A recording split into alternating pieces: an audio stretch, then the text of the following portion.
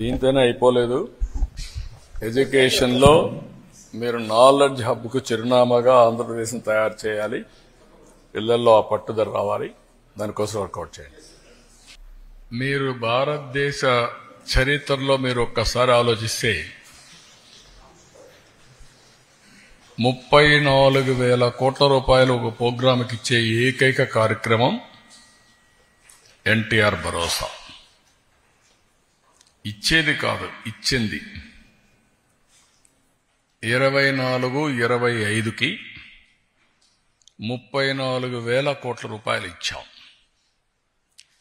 నేను పెంచిన పింఛను ఏప్రిల్ నుంచి ఇస్తానని బకాయిలతో సహా ఏప్రిల్ నుంచి పింఛన్లు ఇచ్చి ఈరోజు చరిత్రలో మీరు చూస్తే 3,000 నుంచి 4,000 ఒకేసారి పెంచాం. విడతలు కాదు. సంవత్సరం నేను పెంచుకుంటూ పోతాను కాదు, ఒకేసారి పెంచడం. 2, 500 రూపాయల నుంచి 3,000 రూపాయలు దివ్యాంగులకు చేశాను. 3,000 నుంచి 6,000 చేశాను. అంటే ఎన్ని రెట్లు? 12 రెట్లు. That is our commitment. Kidney patients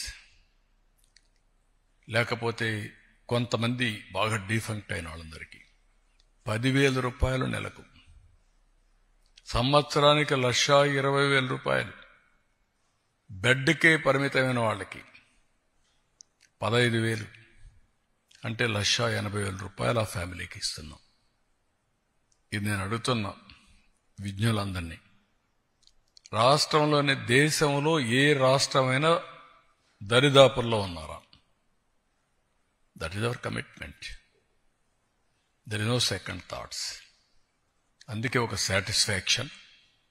పేరు కూడా పేదల సేవలో పెట్టి ఎక్కడ కూడా అజాగ్రత్త లేకుండా మొదటి తారీఖున ఇంటింటికెళ్ళి వాళ్ళు ఎక్కడుంటే హాస్పిటల్లో ఉంటే హాస్పిటల్లో, నరేగా పనులు చేసుకుంటే అక్కడ, బంధువులింట్లో వీళ్ళకి ఇవ్వడం, ఏదైనా ఓల్డేజ్ హోమ్లో ఉంటే అక్కడ కూడా తీసుకుపోవడం. అంటే ఎక్కడ ఉంటే అక్కడ తీసుకుపోయి డబ్బులు ఇవ్వడం అనేది. ఒకప్పుడు అన్నారు మా దగ్గర వాలంటీర్లు ఉన్నారు, అది లేకపోతే కాదని. ఎలక్షన్ ముందు మనం విన్యాసాలు చూసాం.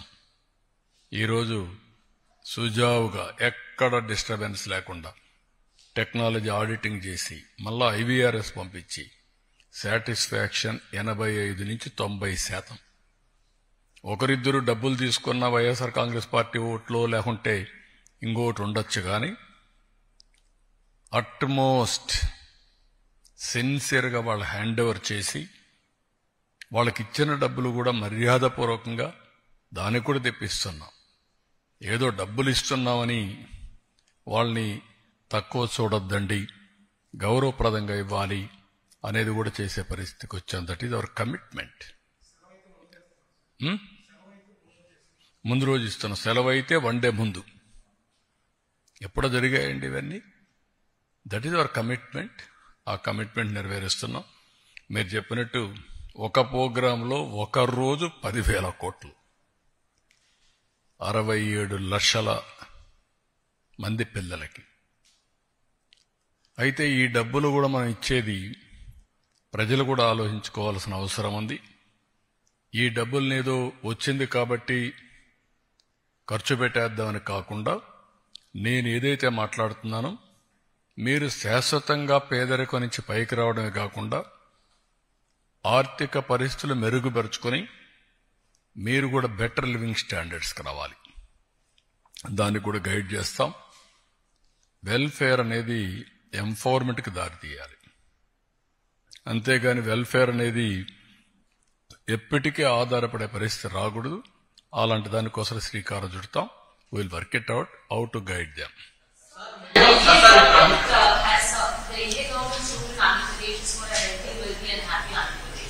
But recently we see a lot of crimes that have increased, and there's a lot of political mudslinging that is ongoing. We see a lot of crimes. You also mentioned about monsters lurking in the dark. How is Now, can you tell me anywhere in the country,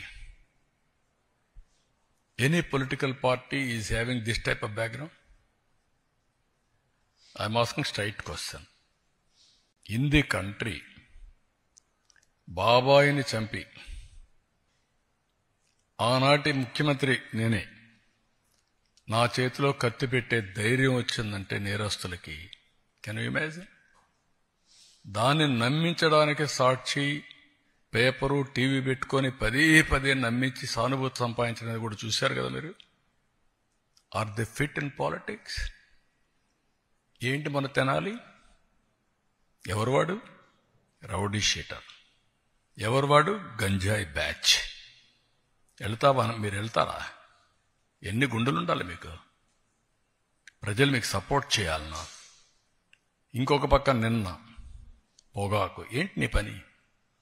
పొగాకుకు నేను చెప్పాను, ఎవరిచ్చారండి? 12,000 రూపాయలు క్వింటాల్కిచ్చి కొనిస్తున్నాం.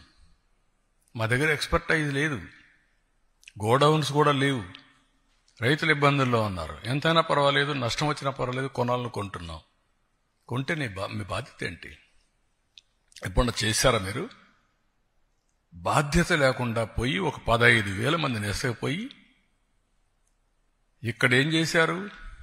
అమరావతి, దేవతల రాజధాని అమరావతి, ప్రజా రాజధాని అమరావతి, వేశ్యల నగరం. ఇది